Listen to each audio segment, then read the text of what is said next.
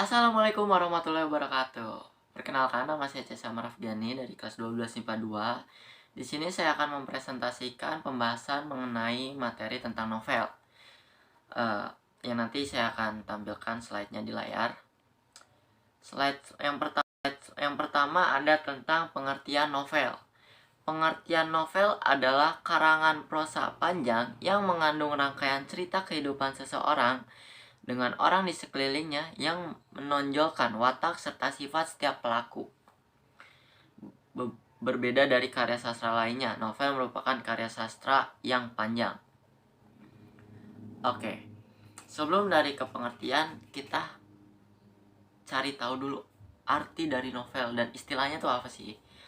Istilah novel sendiri diambil dari bahasa Italia, yakni novella atau nolela, yang merupakan bentuk jamak dari novellus.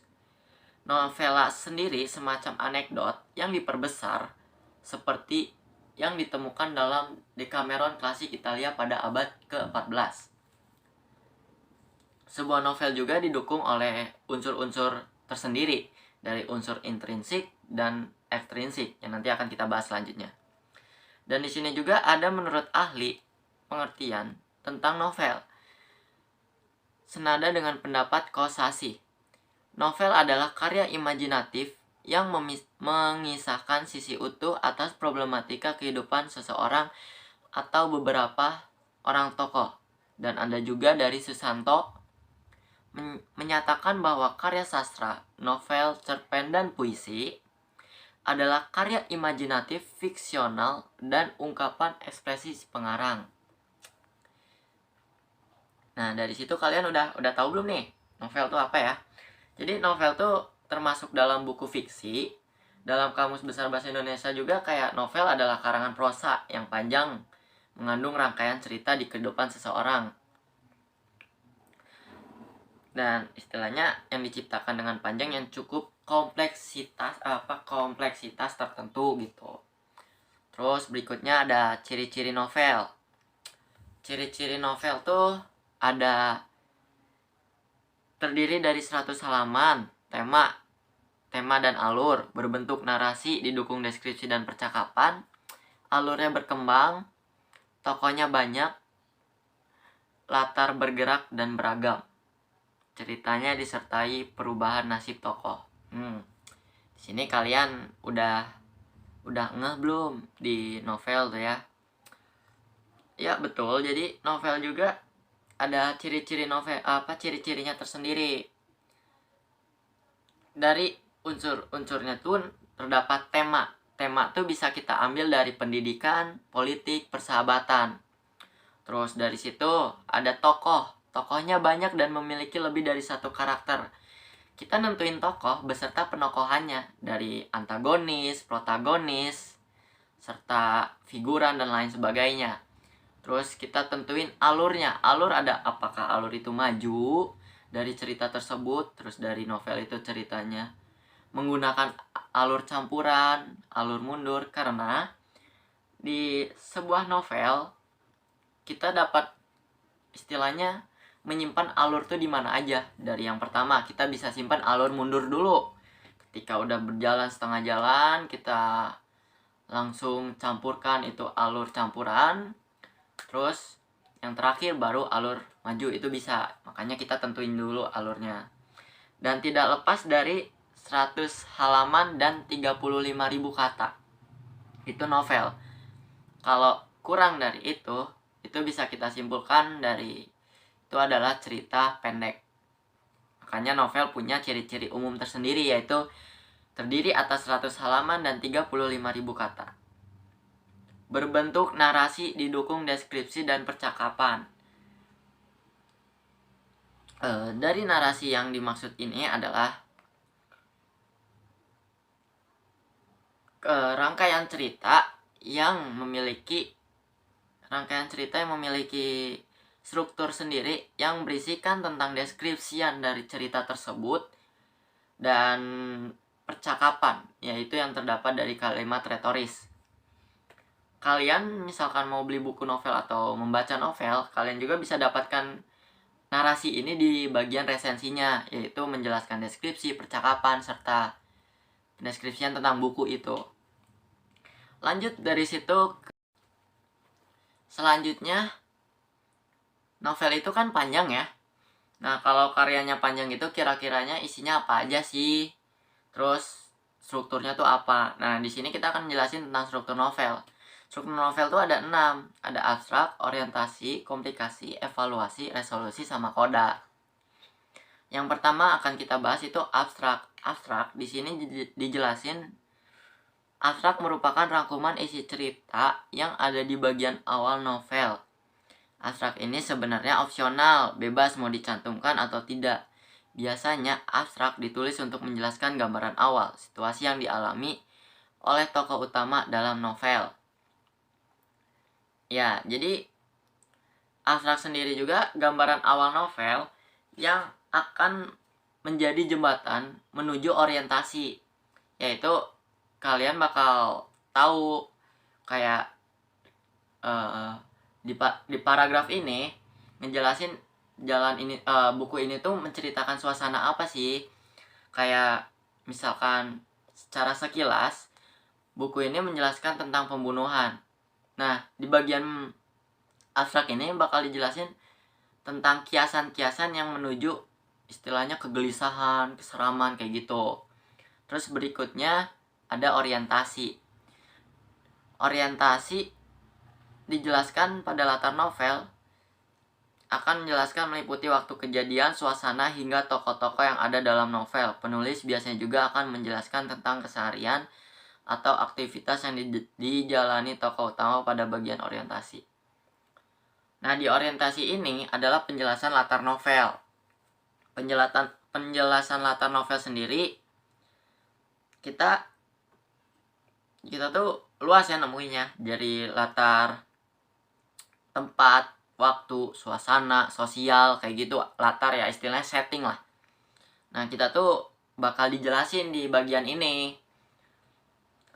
Bahkan ada pendeskripsian dari rutinitas si pelaku utamanya, kayak tokoh utamanya tuh bakal dijelasin abis-abisan. Karena di orientasi juga kan secara tidak langsung tuh menjelaskan pada paragraf ini adalah paragraf yang berisikan pendeskripsian yang ada gitu kan, yang pembahasan yang ada gitu di situ. Jadi kalian bakal tahu lah latar belakangnya tuh kayak gimana dulu tuh bakal tahu di situ. Terus selanjutnya ada komplikasi. Pada bagian komplikasi akan dijelaskan tentang urutan kejadian cerita. Nah, urutan kejadian cerita ya istilahnya awal mulanya konflik.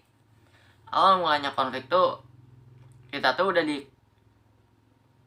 udah dikasih tahu dulu kan di bagian abstrak dan orientasi dari tema dan tokoh karakternya kan.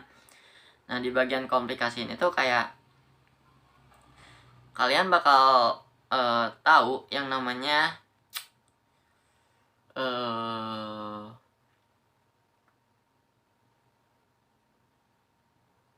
kalian tahu bakal namanya awal mula terjadinya konflik tuh karena yang pertama biasanya munculnya perbedaan pendapat dalam cerita tersebut. Terus banyak-banyak kalimat retoris lah yang kayak gitu, kayak percakapan. Terus dari situ tidak lupa juga sebelum ke komplikasi itu ada yang namanya pengungkapan peristiwa. Terus dari situ menuju konflik, terus klimaksnya itu tuh bakal ada di komplikasi ini, karena ya itu tempatnya terjadi biasanya di bagian tengah novel. Nah, dari situ ada evaluasi. Evaluasi sendiri adalah pada bagian ini pembaca akan disuguhkan klimaks dari masalah yang terjadi pada tokoh novel sehingga bisa turut merasakan ketegangannya. Nah, evaluasi di sini yang dimaksud adalah puncak dari masalah yang tadi saya jelaskan di komplikasi.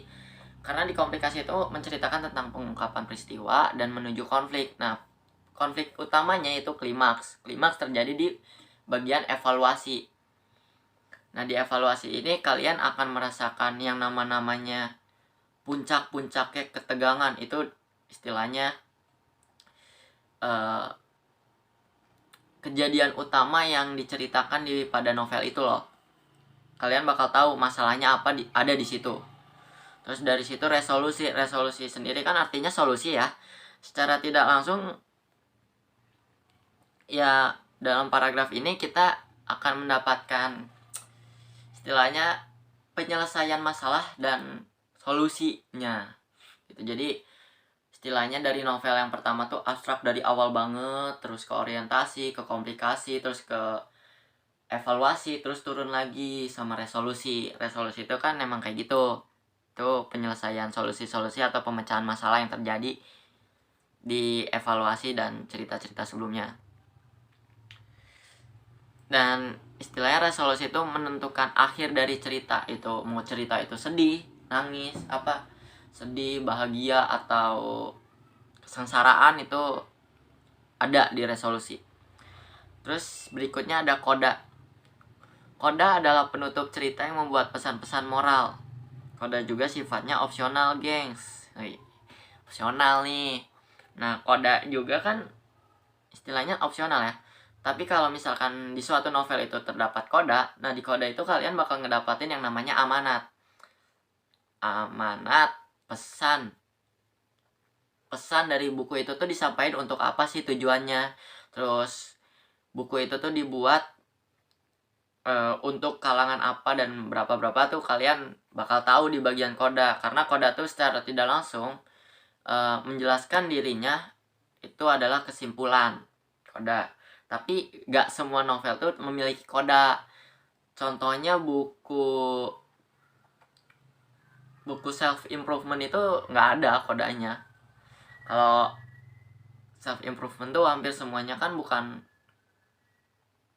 cerita fiksi ya, jadi hampir semuanya tuh gak terdiri dari resolusi atau apa, itu semuanya ya berupa sharing si pengarang lah. Penutup berisi nilai moral istilahnya koda tuh. Jadi nggak semua di novel tuh ada tentang koda. Terus yang berikutnya itu ada unsur intrinsik. Unsur intrinsik sendiri itu ada 7. Ada tema, tokoh, dan penokohan, latar, alur dan plot, sudut pandang, amanat, gaya bahasa. Yang pertama tema. Tema itu ide pokok sebuah cerita. Kita tadi saya sudah jelasin, tema itu bisa berbagai macam kan. Kayak dari politik bisa, terus dari pendidikan bisa, terus dari cerita kehidupan novel itu bisa. Contohnya buku Dylan. Buku Dylan itu kan dari sebuah kehidupan kan, kehidupan yang nyata, fakta, yang tidak memiliki opini dan penegasan ulang sama sekali, itu bisa naik jadi novel. Terus tema persahabatan bisa. Terus berikutnya ada tokoh dan penokohan. Tokoh dan penokohan sendiri ya tokoh dan karakter lah istilahnya. Ada para pelaku yang ada dalam cerita yang disebut pelukisan watak tokoh yang digambarkan melalui sifat, perilaku gerak-gerik maupun dialog para tokoh. Nah, di sini kalian bakal tahu tuh tokoh-tokoh yang di dalam buku novel itu ada apa aja. Terus karakternya tuh kayak ada antagonis, protagonis, tritagonis. Terus ada yang figuran tuh bakal tahu kalian tuh siapa aja di sini tuh. Dan ini harus wajib ada. Karena ini unsur intrinsik kan. Unsur yang di dalamnya novel tuh ada apa aja tuh ya ini.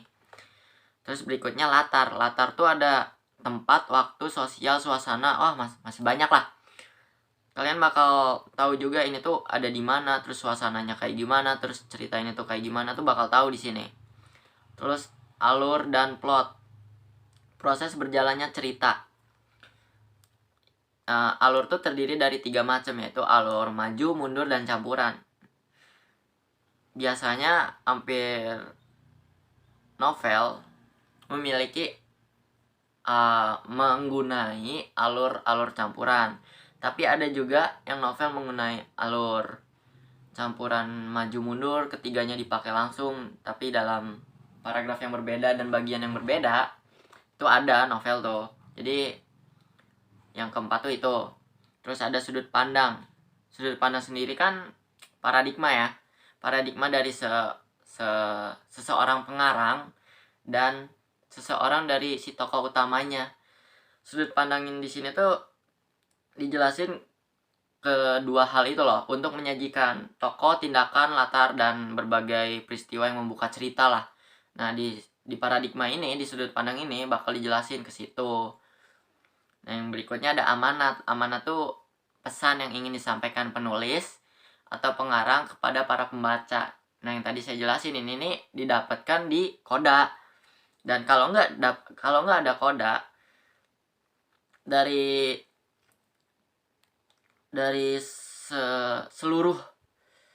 seluruh halaman novel, pembaca bisa menebak sendiri pesan moral yang tergantung di dalamnya. Karena secara tidak langsung koda tuh nggak harus di bagian akhir, tapi ada di bagian tengah-tengah mungkin.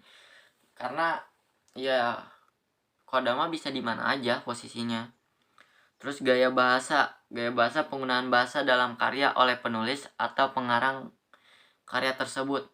Nah, gaya bahasa nih pasti ada gaya bahasa setiap novel dan lain sebagainya, ya nanti akan dijelasin lah. Selain unsur intrinsik, novel juga memiliki unsur intrinsik. Unsur intrinsik novel adalah unsur-unsur pembangun yang berasal dari luar novel. Dari luar novel lah. Bagaimana sih maksudnya tuh, kayak unsur intrinsik ini tuh bisa dikatakan sebagai subjektivitas pembaca dalam memaknai kisah yang ada di dalam novel gitu. Yang pertama tuh ada nilai-nilai kehidupan.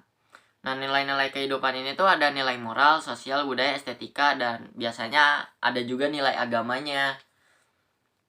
Nah, nilai moral itu kayak nilai yang berupa tingkah laku lah, penilaian seseorang terhadap tingkah lakunya, itu nilai moral. Kalau nilai sosial, nilai yang masih menggunakan istilahnya komunikasi, interaksi lah. Sosial tuh itu interaksi. Terus nilai budaya, nilai yang mengandung adat, terus suku yang kayak gitu. Nah, nilai estetika tuh biasanya nilai yang mengandung kata-kata keindahan kayak gitu. Terus berikutnya ada latar belakang pengarang. Ada riwayat hidup pengarang, kondisi psikologis pengarang, aliran sastra yang dimiliki pengarang. Yang ketiga, latar belakang masyarakat, kondisi politik, ideologi negara, kondisi sosial, kondisi perekonomian masyarakat. Nah, dari kedua hal ini tuh saling bergantungan. Karena kalau ada latar belakang pengarang, otomatis ada juga latar belakang masyarakat. Karena dari pengarang itu disampaikan untuk masyarakat kan. Nah, dari masyarakat pasti juga ada latar belakang pengarang, karena dalam novel tuh walaupun ditujukan untuk masyarakat tidak luput dari pengarangnya gitu. Terus ada kaidah kebahasaan berikutnya. Kaidah kebahasaan. Yang pertama tuh ada ungkapan, majas, peribahasa.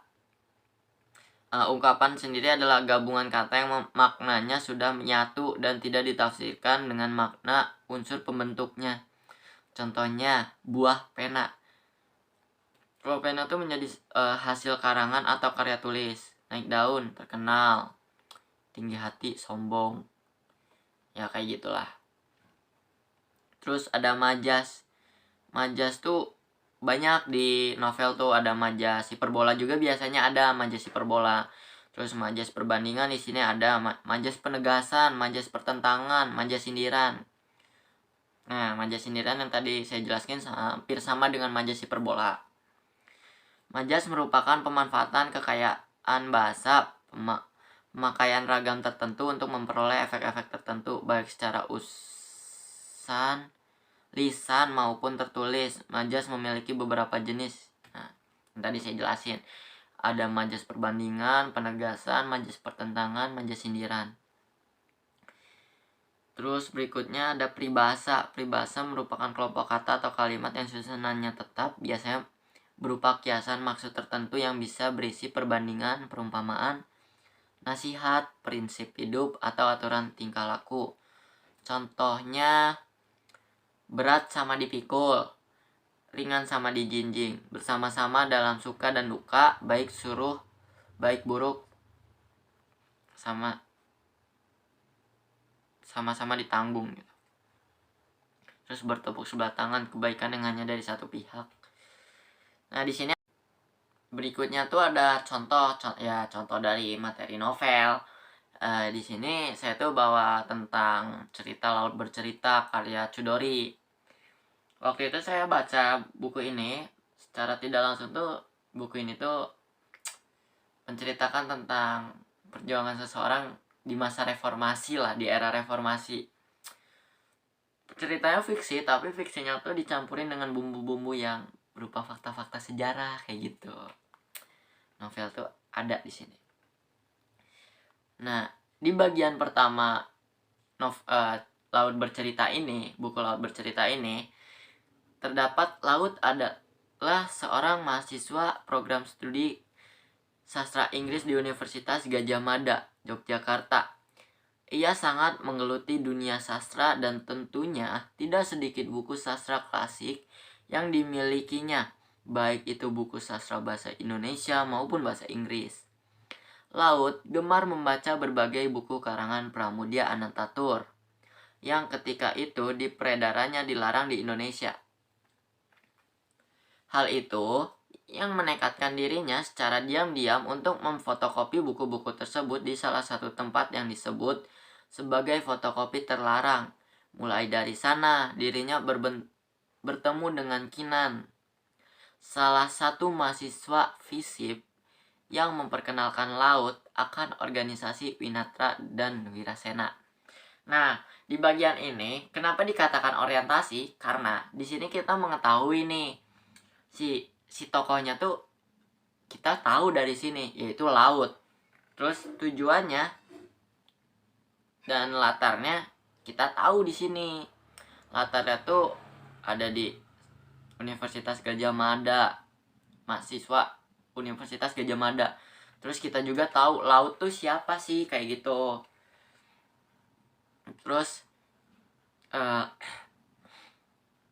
pendeskripsian tentang Laut tuh ada di sini kan, ada nih Laut gemar membaca berbagai buku karangan Pramudia Anantatur. Nah, kita tuh tahu di sini. Jadi istilahnya terdapat kalimat-kalimat yang menjelaskan tentang latarnya gitu. Berikutnya, setelah ikut bergabung dengan organisasi Winatra, Laut jadi semakin menggiatkan aktivitas diskusi buku bersama rekan-rekan seorganisasinya. Bukan hanya buku, melainkan beberapa konsep yang hendak mereka lakukan untuk menentang doktrin pemerintah di negara ini yang telah dipimpin oleh satu presiden selama lebih dari 30 tahun, itu Soeharto.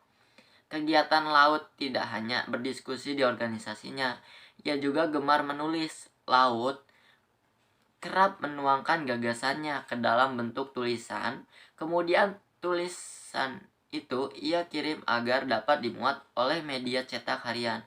Laut juga beberapa kali bekerja sebagai translator, misalnya penerjemahan dari novel bahasa Inggris ke bahasa Indonesia. Laut beserta rekan-rekannya melaksanakan beberapa aksi atau gerakan yang untuk membela rakyat yang telah diambil haknya oleh pemerintah. Salah satunya aksi tanam jagung belangguan. Akan tetapi, jauh sebelum mereka melakukan aksi tersebut, Laut bersama teman-temannya berdiskusi lebih dahulu yang dikenal sebagai diskusi Kwangju. Dari situ, awal mula Laut dan rekan-rekannya mengenal arti sebuah pengkhianatan. Dan masih banyak lagi. Nah, secara tidak langsung di sini tuh kan terdapat kalimat sebagai jembatan menuju konflik ya. Kalimat menuju konflik yaitu ada pengungkapan peristiwa. Terus dari pengungkapan peristiwa itu dikembangkan lagi gimana caranya dari peristiwanya udah ketahuan terus dikembangin jadi konflik gitu loh. Nah, di sini tuh ada proses-prosesnya, istilahnya sistemnya. Di komplikasi itu terdapat di sini. Terus berikutnya ada singkatnya, Laut diringkus lagi oleh sekelompok orang yang tidak dikenal, tepatnya tanggal 13 Maret 1998. Semenjak mereka menjadi buronan di tahun 1996 sebab organisasi Winatra dan Wirasena dikatakan berbahaya bagi pemerintah, kemudian Sunu, Masgala, dan Narendra secara tiba-tiba hilang. Kemudian lambat laun beberapa rekan-rekannya lain pun hilang entah kemana. Lalu sekarang Laut disusul oleh Alex dan Daniel yang menghilang. Nah, di sini tuh puncak konfliknya, puncak konflik yang bikin greget. Di sini kita tahu nih, si tokoh utamanya tuh udah terkena konflik. Nah, di sini kan dijelasin Laut hilang, entah kemana bersama rekan-rekannya. Nah, jadi kita tuh gak tahu kan di sini tuh kayak puncak konfliknya tuh di sini loh, udah loh.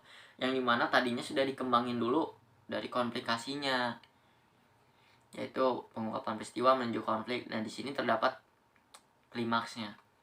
Terus berikutnya ada resolusi. Saat penculikan dari penyekapan itu, mereka memperoleh siksaan yang sangat tidak manusiawi.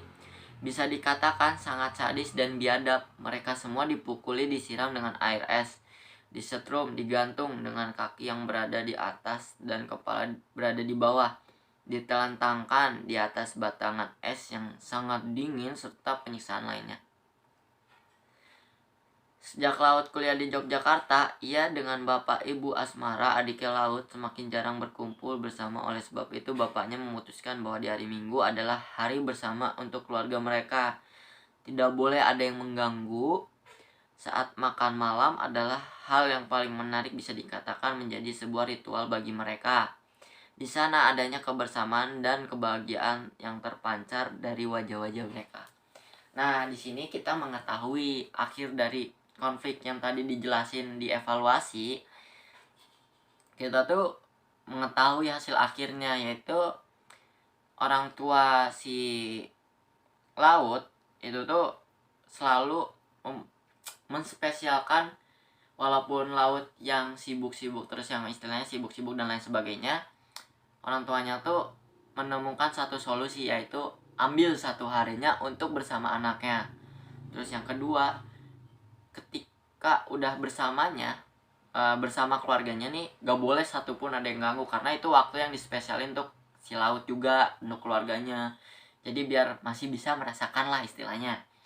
Terus ada juga di sini tuh tadi tuh tentang saat makan malam, hal yang paling menarik. Nah, di sini tuh kita tahu nih akhir dari masalahnya tuh dari, karena dijelasin kebersamaan yang membuahkan hasil kebahagiaan. Nah, di situ dijelasin di resolusi. Terus berikutnya tuh ada koda. Tak hanya itu, novel Laut bercerita juga menyisipkan kisah antara Laut dengan kegiatan kuliahnya. Yakni sebagai seorang mahasiswa sastra Inggris, Laut memang aktif di organisasi Winatra itu. Tetapi dirinya tidak lupa akan pelajaran kuliahnya. Hal itu terbukti bahwa dia menyusun skripsi dapat menuntaskannya. Nah, di sini tuh dapat dijelasin ya, walaupun Laut aktif dalam organisasi, tapi dia tuh nggak pernah lupa yang namanya tugasnya dia di masa kuliah. Dia tetap jalanin tugas-tugasnya dan dia tetap jalanin skripsinya sampai dia beres. Nah, di sini tuh dijelasin semuanya. Nah, itu aja dari saya ya.